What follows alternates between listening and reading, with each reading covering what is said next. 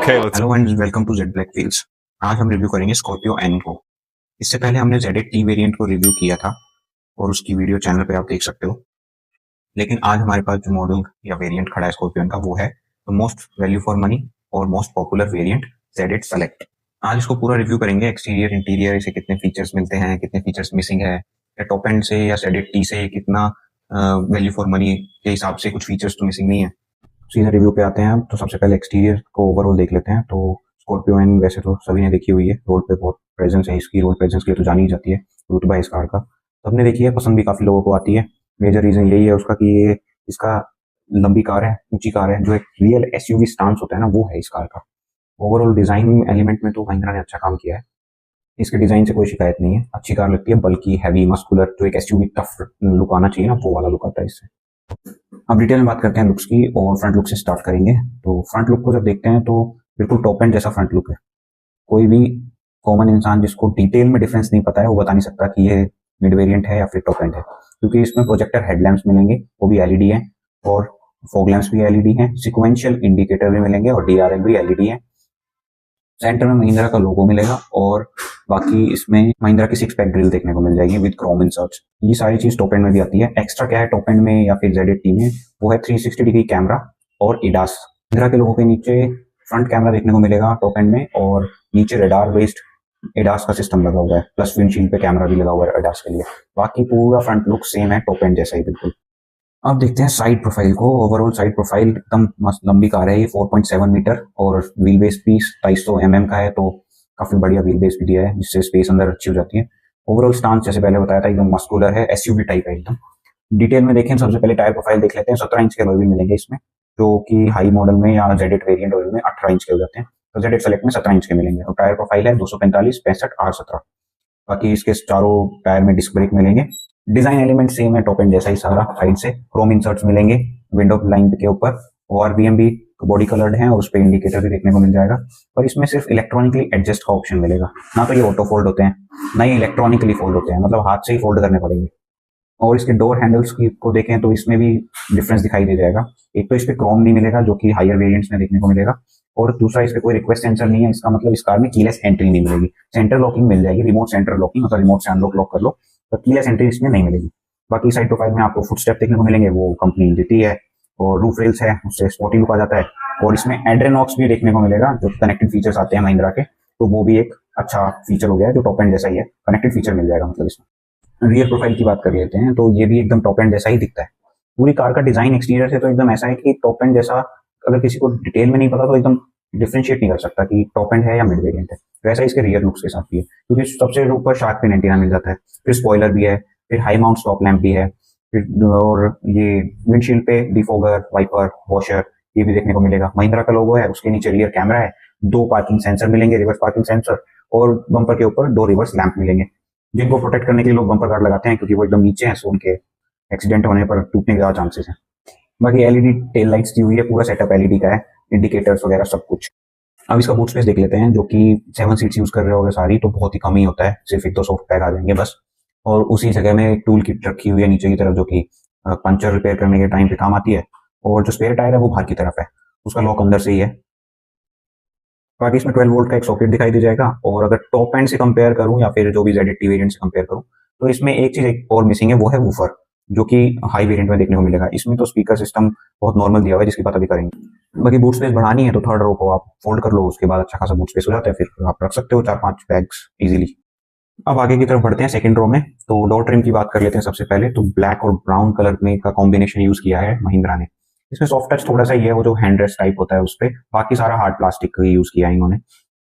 जो power window का button दिया हुआ है, उसके अराउंड ग्लोसी ब्लैक फिनिश दिया है, जो अच्छा लगता है, प्रीमियम लुक देता है वो। बाकी जो हैंडल्स हैं वो थोड़े से सिल्वर कलर फिनिश में है। ओवरऑल सीट्स की बात करें अगर, तो लेदरेट सीट्स हैं, black and brown combination again, जिनका 60-40 स्प्लिट कर सकते हो आप अकॉर्डिंग टू कन्वीनियंस, जो भी चाहिए।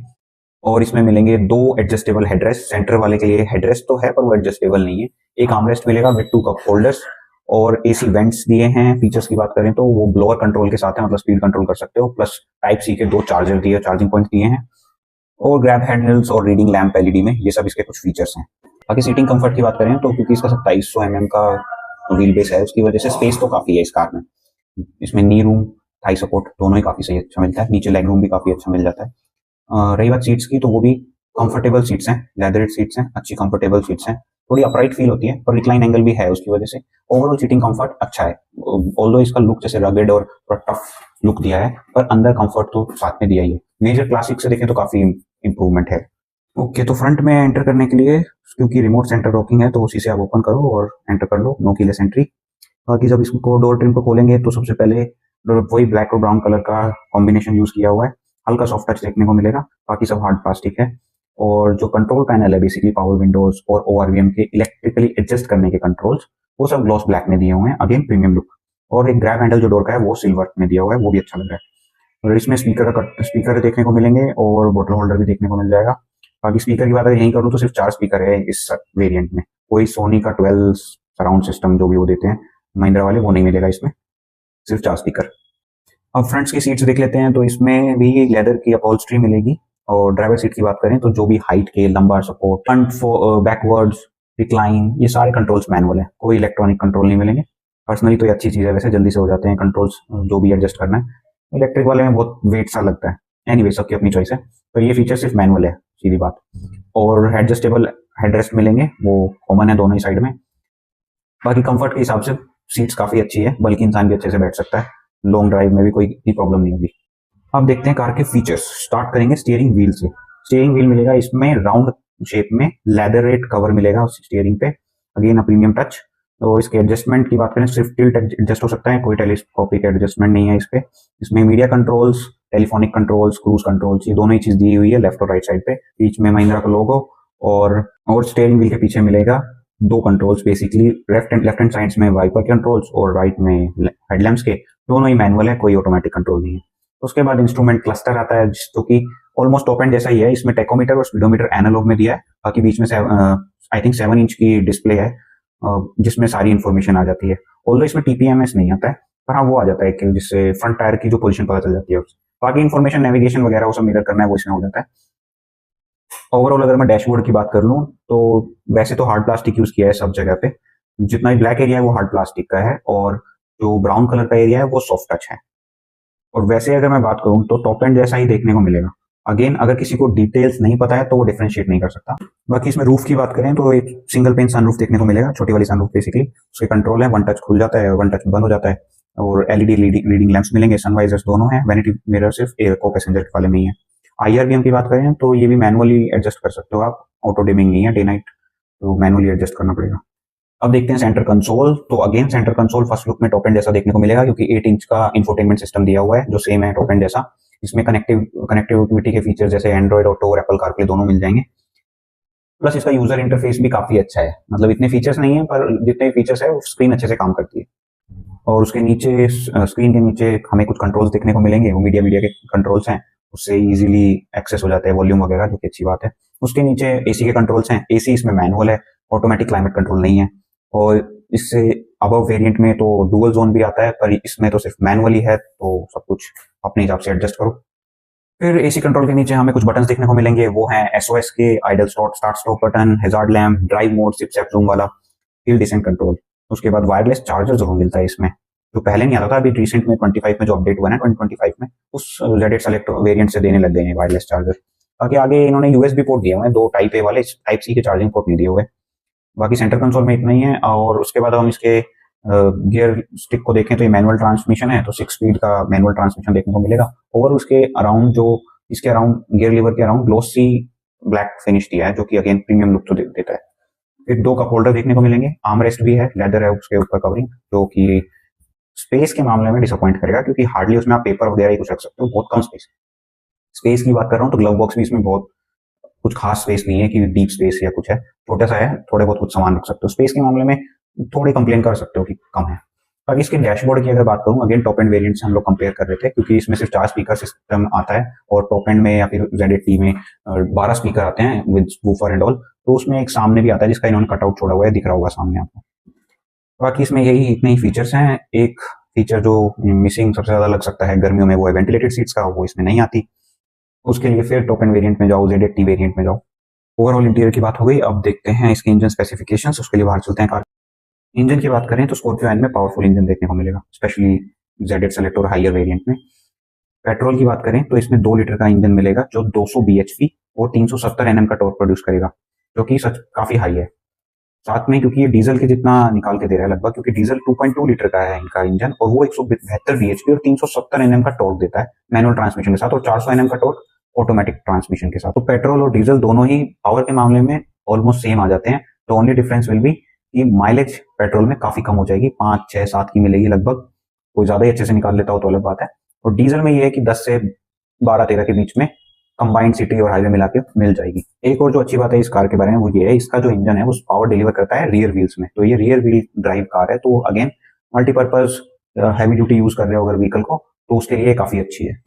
फाइनली प्राइस की बात करते हैं अब। तो petrol, diesel, petrol automatic, diesel automatic, तो टोटल 4 वेरिएंट बन जाते हैं एक तरीके से। चारों की बात कर लेते हैं। पहले मैनुअल ट्रांसमिशन की बात करते हैं। तो मैनुअल ट्रांसमिशन का पेट्रोल जेड सेलेक्ट वेरिएंट के प्राइस है 16,58,000, ये एक्स शोरूम प्राइस है। वहीं डीजल मैनुअल ट्रांसमिशन के प्राइस है जेड सेलेक्ट के 17,51,000, मतलब 17.5 लाख।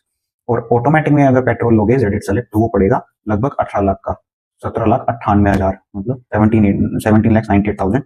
और डीजल में अगर ऑटोमेटिक लोगे तो वो पड़ेगा 18.5 लाख का एक्स शोरूम। सारे प्राइसेस एक्स शोरूम थे। तो अब ये वैल्यू फॉर मनी है या नहीं है, ये अभी बात कर ही लेते हैं इसके बारे में भी। देखो मेरे पॉइंट ऑफ व्यू से आप देखो या मेरा पर्सनल व्यू देखो, वैल्यू फॉर मनी तो डेफिनेटली है, क्योंकि इतनी बड़ी कार मिल रही है और स्ट्रॉन्ग इंजन मिल रहा है। 17 लाख में शुरू हो जाता है लगभग एक्स शोरूम के हिसाब से, तो पेट्रोल ले रहे हो तो उस हिसाब से वैल्यू फॉर मनी तो डेफिनेटली है। सारे फीचर्स ऑलमोस्ट आ गए हैं, लुक्स वगैरह में कोई बता नहीं सकता कि टॉप एंड है या मिड वेरिएंट है। तो वैल्यू फॉर मनी ये कार है, डेफिनेटली है, इसमें कोई भी डिबेट या क्वेश्चन मार्क नहीं है। ये डेफिनेटली एक वैल्यू फॉर मनी कार है और इसलिए बिक भी ज्यादा रहा है ये वाला मॉडल या वेरिएंट। पर हाँ, अब आप कोई कहे कि ये लग्जूरियस है तो उसमें सवाल उठ सकते हैं। मतलब हम डिफर कर सकते हैं कि शायद लग्जरी इस वेरिएंट में नहीं है, क्योंकि बहुत सारे गुड फील फीचर्स और इवन काम के फीचर्स इसमें नहीं है। उसकी मैं डिटेल लिस्ट बता देता हूँ बेसिकली, कुछ कुछ जो मैंने नोटिस किए। एक्सटीरियर में जैसे कीलेस एंट्री नहीं है, इंस्ट्रूमेंट क्लस्टर में टीपीएमएस का ऑप्शन नहीं है, वो एक सेफ्टी पर्पज से अच्छा रहता है। फिर इसमें फ्रंट सेंसर्स भी नहीं है, बड़ी कार है, थोड़ा बहुत काम आ सकते हैं ना। फ्रंट कैमरा है, प्लस इसका म्यूजिक सिस्टम अगेन सिर्फ 4 स्पीकर आते हैं। कुछ स्टार्ट स्टॉप बटन नहीं है, ऑटोमेटिक क्लाइमेट कंट्रोल भी नहीं है। रियर व्यू मिरर, जो इनसाइड रियर व्यू मिरर है वो भी एंटी ग्लेयर नहीं है और वेंटिलेटेड सीट्स नहीं है, सबसे बड़ी प्रॉब्लम। इलेक्ट्रिक सीट्स वगैरह चलो काम की नहीं है, पर टॉप एंड से कंपेयर करें तो वो भी नहीं है। ओआरबीएम भी इलेक्ट्रॉनिकली होल्ड नहीं कर सकते। ऑटोमेटिक हेडलैम्प्स नहीं है, वाइपर्स नहीं है। अलॉय व्हील 18 इंच के नहीं है, 17 इंच के हैं। और हैंड ब्रेक वगैरह जो है वो मैनुअल है। हाई मॉडल में या टॉप वेरिएंट में और ZT में इलेक्ट्रिक पार्किंग ब्रेक भी आता है। तो ये कुछ फीचर्स हैं जो इसमें मिसिंग है कंपेयर टू हायर वेरिएंट। इसमें से कुछ बेसिक फीचर्स थोड़े से और ऐड हो सकते थे, जिससे फील गुड भी हो जाता और काम भी अच्छा हो जाता। जैसे कीलेस एंट्री दे सकते थे, ऑटोमेटिक क्लाइमेट कंट्रोल दे सकते थे, मुझे लगता है ये दोनों, और थोड़ा म्यूजिक सिस्टम इंप्रूव कर देते तो ये ओवरऑल एक और भी अच्छा वैल्यू फॉर मनी भी बन जाता है और साथ में फीचर्स भी इसमें ऐड हो जाते हैं। बाकी इस कार से कोई कंप्लेन ऐसा सच नहीं है, डेफिनेटली बहुत अच्छे से बिक रही है। 18,000 यूनिट्स बिक गई स्कॉर्पियो एन की और क्लासिक की मिला के पिछले महीने। So is definitely a good car.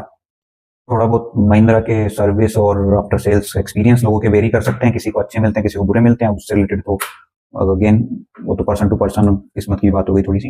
बाकी एज ए प्रोडक्ट की अगेन बात करें, स्कॉर्पियो एन बहुत अच्छा प्रोडक्ट है और ZD सेलेक्ट वेरिएंट भी वैल्यू फॉर मनी है। अगर किसी को थोड़े फीचर्स और चाहिए तो वो ZT वेरिएंट ले ले, और उसका रिव्यू हमने पहले से कर रखा है, वो आप चैनल पे चेकआउट कर सकते हो। बाकी ये वाला रिव्यू आपको कैसा लगा, इसमें क्या फीचर्स और ऐड हो सकते थे, या ZD सेलेक्ट आपको कैसा लगता है, उसके बारे में आप शेयर कर सकते हो अपने experience in the comment section. और वीडियो अगर अच्छा लगा हो तो like and share, and please subscribe Z black wheels.